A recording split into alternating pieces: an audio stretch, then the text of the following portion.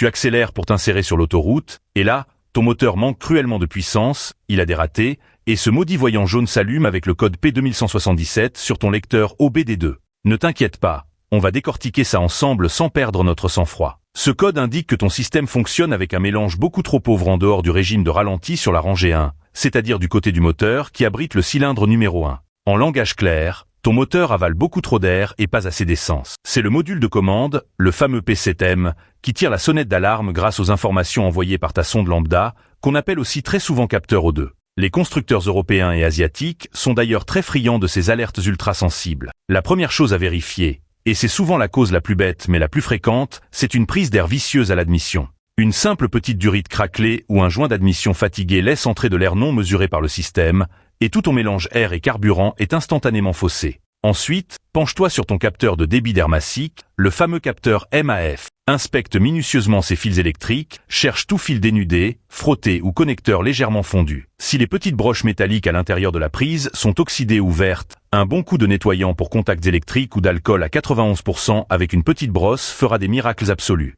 Une petite noisette de graisse silicone au remontage pour isoler de l'humidité et le tour est joué. Si le problème persiste malgré ce nettoyage, il va falloir tester le signal de ce capteur MAF avec un multimètre classique, ton fidèle DVOM. Moteur tournant, la tension lui doit monter progressivement et sans aucune micro-coupure quand tu accélères. Si ce n'est pas le cas, la pièce a très certainement rendu l'âme. N'oublie pas non plus de vérifier l'état de ton circuit de carburant, car une pompe à essence fatiguée ou un filtre totalement bouché donnera exactement les mêmes symptômes de mélange pauvre. Une petite astuce de pro avant de tout démonter dans ton garage. Si ton scanner affiche d'autres codes défoliés directement au système d'injection d'essence, règle-les impérativement en premier. Ces autres pannes sont très souvent la véritable source de ce mélange pauvre fantôme, et réparer la cause primaire effacera ce code par la même occasion. C'est le genre de diagnostic qui demande un peu de méthode et d'observation au millimètre, mais en éliminant méthodiquement les fuites d'air potentielles et en contrôlant l'arrivée d'essence, tu vas rapidement rendre à ton bloc moteur toute sa souplesse et sa puissance d'origine sans te ruiner en changeant des sondes ou des capteurs au hasard.